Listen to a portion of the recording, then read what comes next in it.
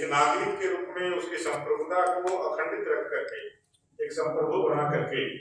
इस भारत को महान बनाने में जो योगदान संविधान का रहा है,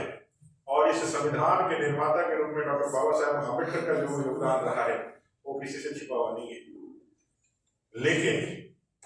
अभी भी संविधान और संविधान के रचयिता बाबा साहेब अम्बेडकर के विषय में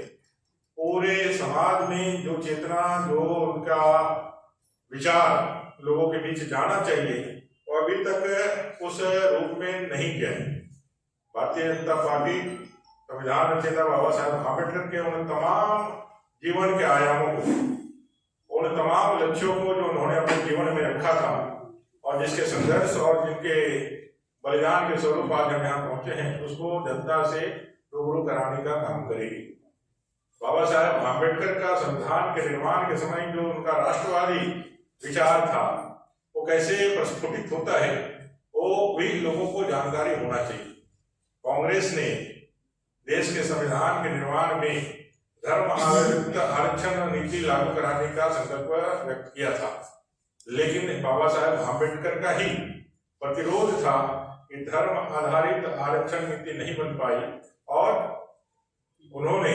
एक वर्गीकरण किया जातियों का और उसके आधार पर आरक्षण दिया। बाबा साहब अम्बेडकर के सम्मान को, बाबा साहब अम्बेडकर के मान को भारतीय जनता पार्टी ने ही स्थापित की। कांग्रेस ने बाबा साहेब अम्बेडकर के मृत्यु उपरांत, महापरिनिर्वाण के उपरांत दिल्ली के अंदर 2 गज जमीन भी नहीं दी उनको अंतिम संस्कार करने के लिए। उनको अपने अंतिम संस्कार करने के लिए उनके श्रद्धालुओं को बॉम्बे जुहू तक जाना पड़ा। उनके जीवन के 5 प्रमुख स्थानों को कभी कांग्रेस ने कोई सम्मान नहीं किया। उनको भारत रत्न से भी नवाजने का काम उन्होंने कभी नहीं किया। वो जब जीवन में थे, अपने सशरीर थे, उन्होंने जो भी चुनाव लड़ी उसको कांग्रेस ने हराने का काम। ऐसे बाबा साहेब अम्बेडकर के तिरस्कार को हमेशा अपना अभिमान मानने वाले कांग्रेस और कांग्रेस के लोगों के इस दोहरे चरित्र को भी दुनिया के सामने, जनता के समक्ष रखने के लिए और भारतीय जनता पार्टी ने इस महामानव के गौरव के लिए, इस महामानव के जीवन के आयामों को जनता के सामने रख करके इनको उचित सम्मान देने का जो अभियान या जो काम किया है, उससे भी परिचय कराने का एक मौका देश की जनता को देना हम चाहते हैं, ताकि संविधान के नाम पर, बाबा साहब अम्बेडकर के नाम पर जो लोग आज देश को विखंडित करने का और इसको गलत तरीके से सिर्फ उनके सहानुभूति को अपना राजनीतिक हथियार बनाने का कुचेष्टा कर रहे हैं, उनका भी पर्दाफाश हो सके। बाबा साहब अम्बेडकर जी ने 370 का तब भी विरोध किया था जब कांग्रेस ने इस के माध्यम से अपनी तुष्टीकरण की राजनीति की नींव, बीजारोपण इस भारतीय राजनीति में किया था, तब भी उन्होंने विरोध किया था। ऐसे कई एक पहलू, अनछुए अनसुने पहलू जो आम जनमानस तक नहीं मालूम है, उसको हम लोग नीचे गांव तक लेकर के जाने वाले हैं, हर मंडल तक, हर टोले तक लेकर जाने वाले हैं और इसको लेकर के 11 से 25 तारीख तक बृहद अभियान चलने वाला है, जिसमें मंडल, जिले, प्रदेश का एक कार्यक्रम, जिसमें सभाएं भी हैं, जनसंपर्क भी हैं, गोष्ठियां भी हैं, बुद्धिजीवी सम्मेलन भी है, क्यूज की प्रतियोगिताएं भी हैं, छात्रों के लिए निबंध का कार्यक्रम भी है। ऐसे सभी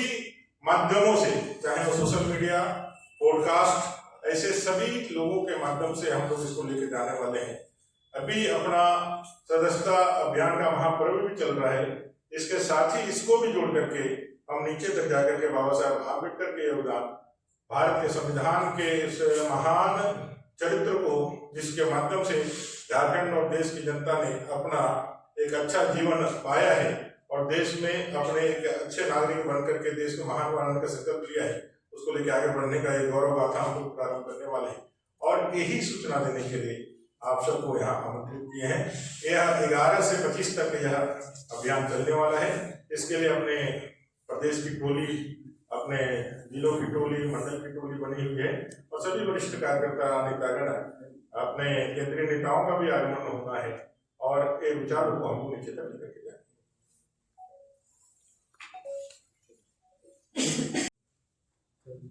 आप लोगों ने कोई, आपके पास कोई प्रश्न होगा तो पूछ सकते हैं, तो अपने लिए तो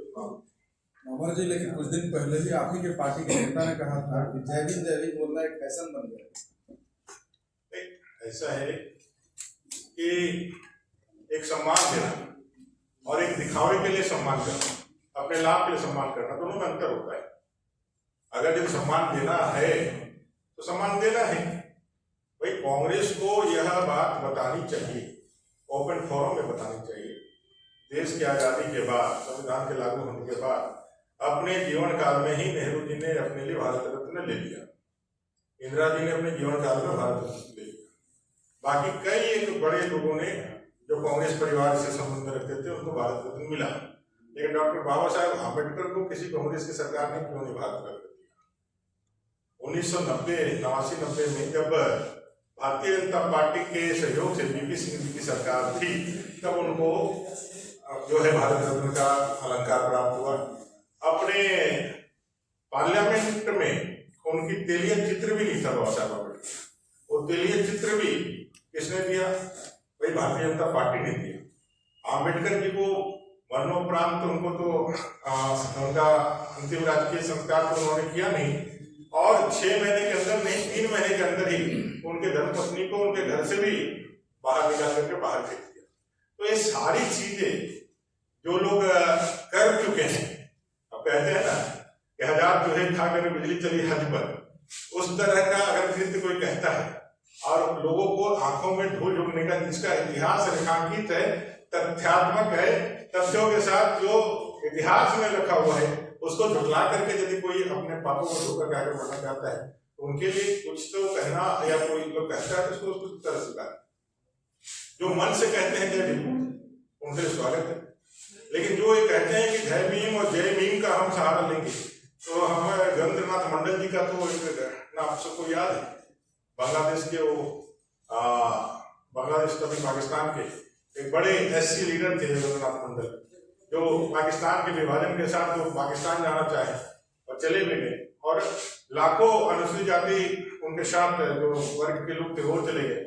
लेकिन गगनेंद्रनाथ मंडल जी पहले कानून मंत्री बनने के बाद भी वो अपने अल्पसंख्यक हिंदुओं का, अपने दलितों का किसी भी प्रकार से रक्षा नहीं कर पाए, और बात लोग करके कुंठित होकर के अपने मन के अंदर वेदना लेकर के उन्होंने उसका जो है त्यागपत्र भी दिया और निर्वासित जीवन यहाँ पे। तो ये सारी चीजें उनके ध्यान पे होनी चाहिए। आज लोगों के सहानुभूति के साथ, लोगों के भावना के साथ राजनीति का प्रयोग बड़े चालाकी से के साथ लोग कर रहे हैं, और उसके लिए अगर यदि कोई किसी महामानव का नाम बेचता है तो उसके लिए आपत्ति तो होती है। आज बड़ा कार्यक्रम आयोजित हुआ।